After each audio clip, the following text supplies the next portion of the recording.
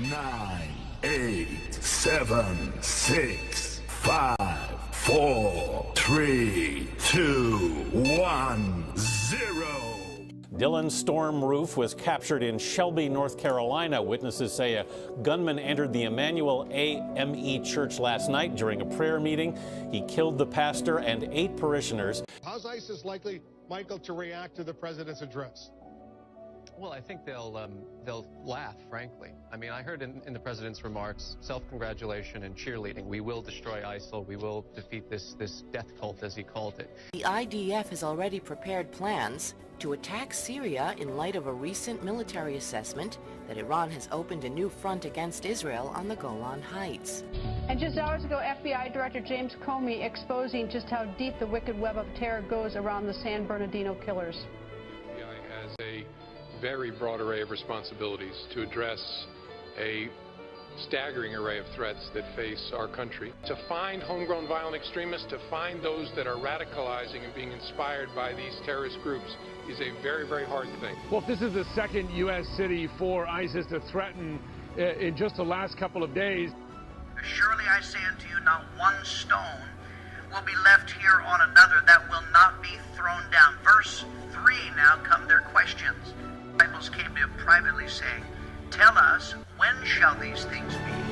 What will be the sign of your coming and of the end of the age? Jesus answered and said to them, take heed that no one deceives you. This parable from the fig tree. When its branch has already become tender and put forth leaves, you know that summer is near. So you also, when you see all these things, know that it is near at the doors. Surely I say unto you, this generation will by no means pass away till all these things take place.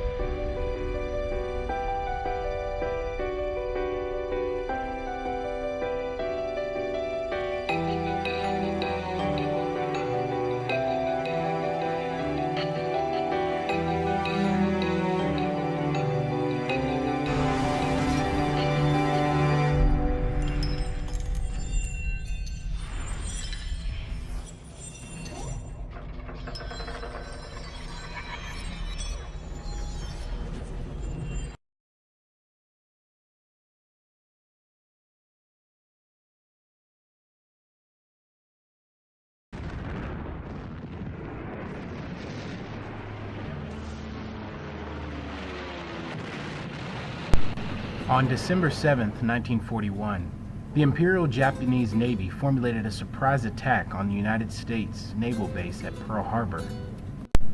The attack commenced at 7:48 a.m. The base was attacked by 353 Japanese fighter planes, bombers, and torpedo planes in 2 waves launched by 6 aircraft carriers.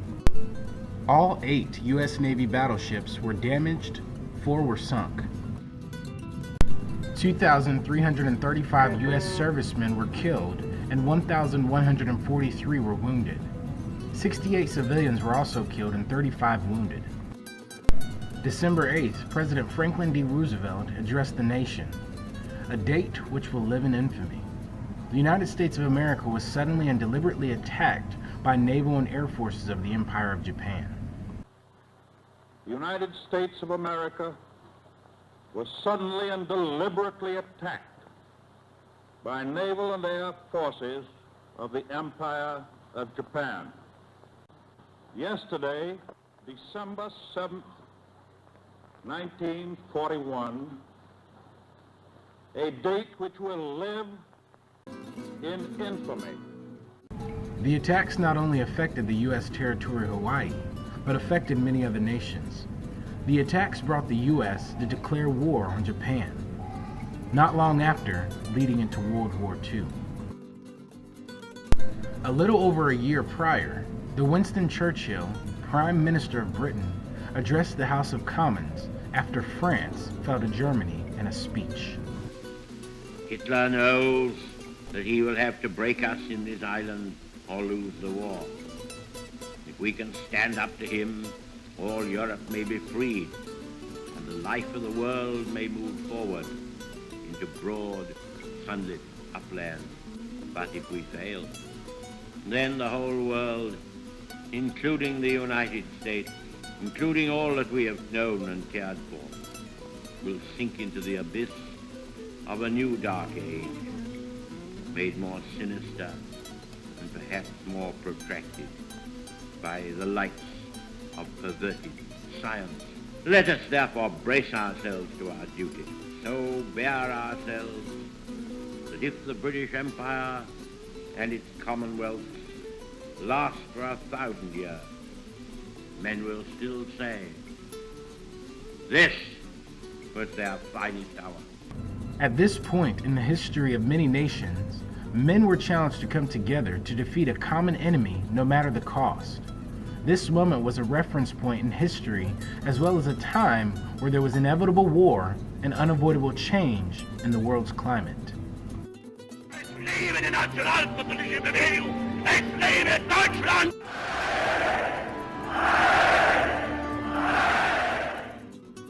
Winston Churchill said, "Let us therefore brace ourselves to our duties, and so bear ourselves that if the British Empire and its Commonwealth last for 1,000 years, men will still say this was their finest hour." What does it take in history or any man or woman's life for them to say this very thing? This was their finest hour, or this was our finest hour. There are many points in everyone's life that define various facets of our lives, such as who you are or who you aren't. Times where we choose between giving our all or holding back.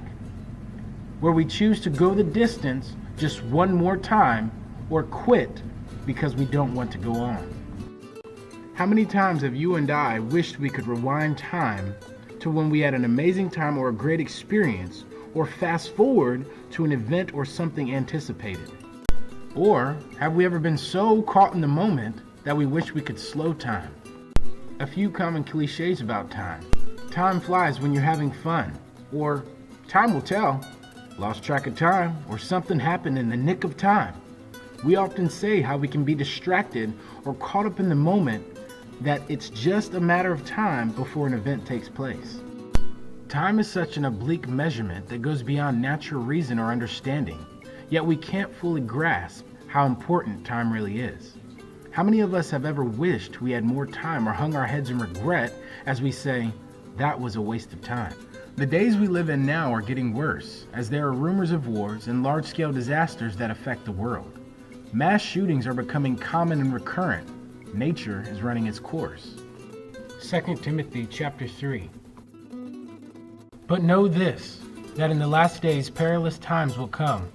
For men will be lovers of themselves, lovers of money, boasters, proud, blasphemers, disobedient to parents, unthankful, unholy, unloving, unforgiving, slanderers, without self-control, brutal, despisers of good, traitors, headstrong, haughty, lovers of pleasure rather than lovers of God, having a form of godliness but denying its power. A study from 2011 stated that approximately 11% of children ages 4 to 17 have been diagnosed with ADHD as of 2011.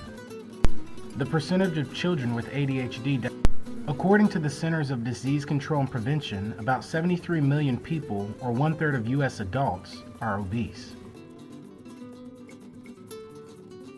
Ephesians 5:16 says, "Redeeming the time because the days are evil." The days aren't getting any better, and statistics only get worse as time goes on. Every day, every person who draws breath on this earth receives the same amount of time, 24 hours, 1,440 minutes, or 86,400 seconds. At the end of every day, every person's allotment is depleted. Time cannot be rolled over or stockpiled. When it's gone, it's gone. Time cannot be stolen or transferred into another account. Its market cannot be cornered. The rich cannot get richer where time is concerned. Its system cannot be gamed, hacked, or tampered with. Time cannot be exchanged or refunded.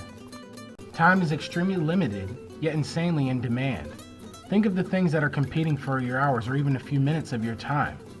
Your job, your overtime demands and opportunities, your commute, your workout, your responsibilities as a friend, neighbor, church member, and concerned citizen, your kids, your hobbies and pastimes, your body's requirements for sleep and relaxation. So many options, so little time to explore them all. So many things are vying for attention or are reaching for our time, and yet we can lose sight of what day and hour we live in. We live in the final hours, and the question remains, will this be our finest hour? In prophecy, I pray, Lord God, touch me from the crown of my head to the soles of my feet. With this power, I receive it, knowing that you will not withhold you can't shake it, shake any the good feeling thing that from me. there's more to life If I than ask what of you, you know. you will give me anything evil. There's a whisper here, it's screaming, Thank can't you, ignore Heavenly it, something you cannot Thank you for the Holy control. Ghost. There is no hesitating, there is no time for waiting. We never stop, we only go. It starts tonight, we are alive. This is our time, this is our time. At the speed of light, nothing left to hide. This is our time, this is our time. With a new vision, that new vision caused him to sell out completely for Jesus.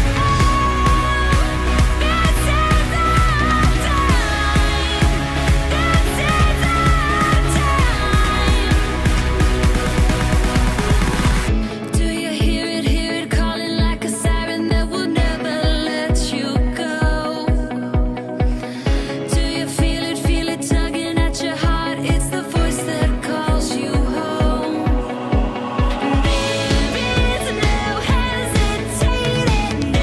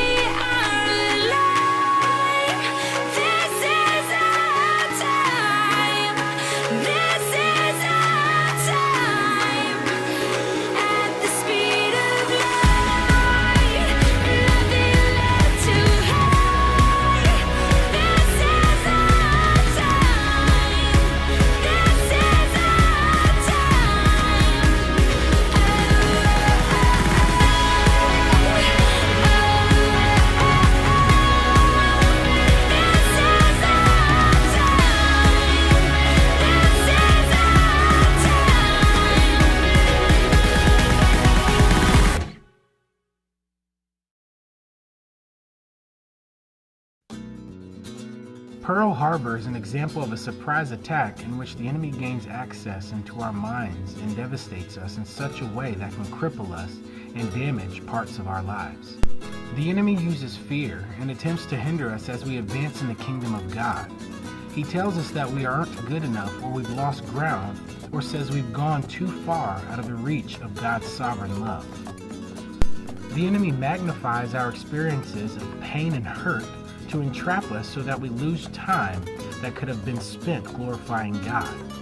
At times, we wallow in defeat instead of rise up when our God is greater than our enemy. At times, we have such great pride to where we are more concerned with how others think of us than we are concerned with the condition of our soul. The U.S. declared war the next day, December 8, 1941, on the Empire of Japan following the attacks. We knew that there would be casualties of war and wounds that may never heal, but in order to protect and defend such a nation, the U.S. entered war soon after, leading into World War II. World War II would exact an unparalleled human toll, estimated at 50 million military and civilian lives lost. Combat deaths alone add up to about 19 million. The United States lost about 400,000. Adolf Hitler and Nazis killed another 15.5 million, and massive campaign of genocide that included the final solution, whereby some 6 million Jews were killed.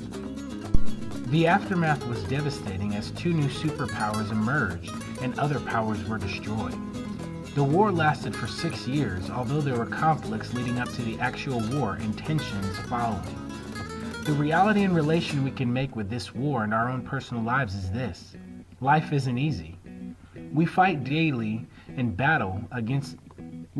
daily battle against our flesh. We fight against emotions, against uncleanness, immorality. We are fighting for purity. We are constantly offensive while time is just ticking. We have desires that we long to fulfill and hopes and dreams that we want to see come to pass. We could ask, what truly does it take, or what will it take for us to sit here and say that this is our finest hour in the midst of a war, and in the midst of life for that matter? How can we say this is our finest hour during a painful divorce or separation or broken relationship? How can we say this is our finest hour when we don't have enough money to pay all of our bills? How can we say this is our finest hour when we've been bound in depression or isolation? How can we say this is our finest hour when there appears to be no hope of an end to our war with ourselves? How can we have our finest hour when we feel like we can't go on one more moment? When we feel like we've depleted or exhausted every option or given our all and have nothing to show for it? We hear of great revival and we believe for souls to be saved, but all we see are empty chairs and broken hearts. What happened to the basic principles of our fellowship and one-on-one evangelism? The burden for the church is meant to be collective, as the church is more than just a building. We are the church. The burden for the church is not meant to be carried by one man.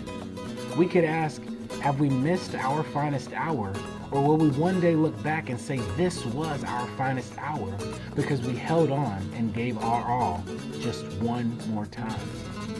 Ecclesiastes 3, verses 1 through 8.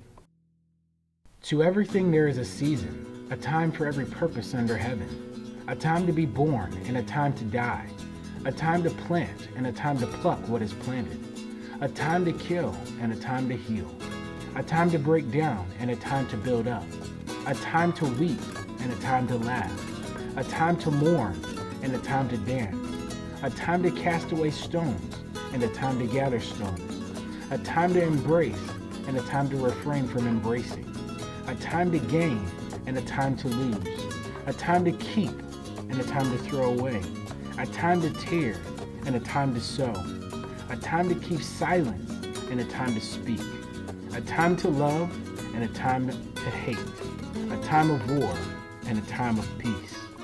Our time and energy goes to the constant struggle of life, and our time comes and our time goes. Colossians 4:5 says, "Walk in wisdom toward those who are outside, redeeming the time." The whole key is that our hope is in Jesus and our time belongs to Him. If we focus more on what is in God's heart than what is in His hands, what more could God do with us? God's promises are for you and I, and they are meant for now. Promises are fought for just like keeping the fire alive in our hearts, keeping the vision alive. In some ways, we set the tone or the limits on our future. We live at the level of our own faith. We either have much or not enough. There is a time and a place unto every season, but is our moment now where we'll be a people who are called by Christ's name, humble, seeking the face of God and turning from our wicked ways so that God may heal our land? Would we dare step out in faith, walk in wisdom toward those who are outside, and redeem the time?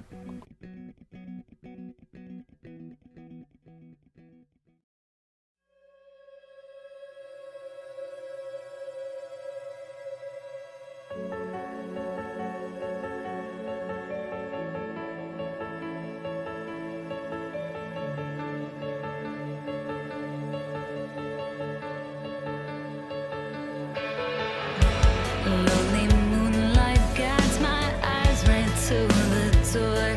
So many nights I lie here wondering, will I ever cross the floor? Slipping from my grip no matter what I do. All the dreams I held so tightly, I could not stop from falling through.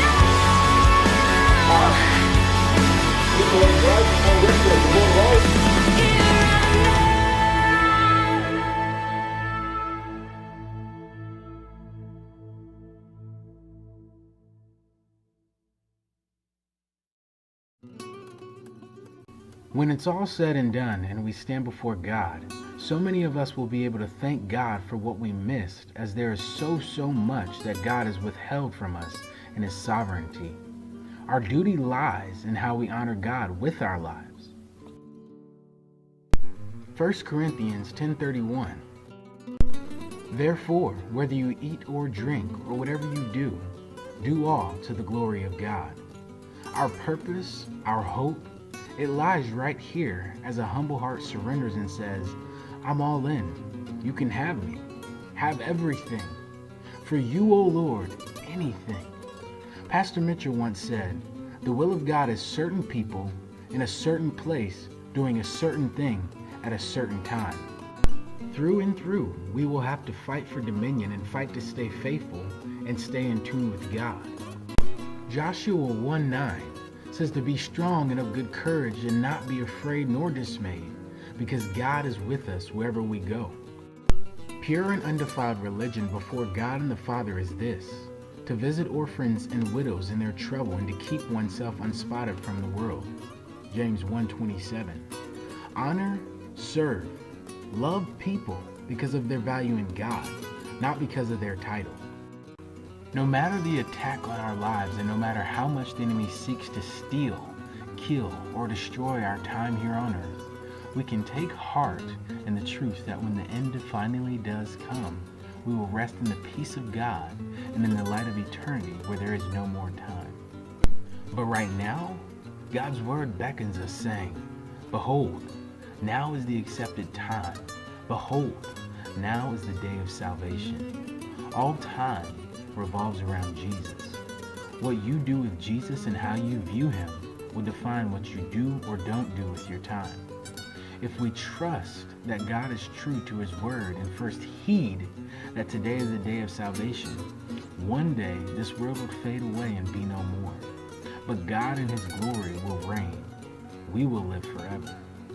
Our time is now to reach the lost before God calls us all home. Yes, we have wasted our lost time, but what you do with the time that's ahead and the time you have now makes the difference. To redeem means to get back what was once lost or to make a transaction in exchange for. The days are evil and the days are few. May we as laborers work as the harvest is plentiful, walking in wisdom, redeeming the time.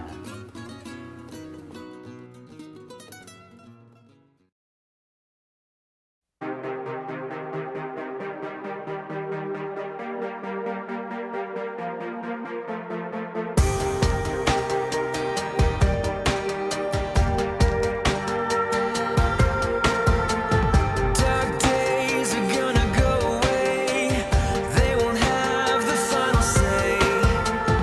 These moments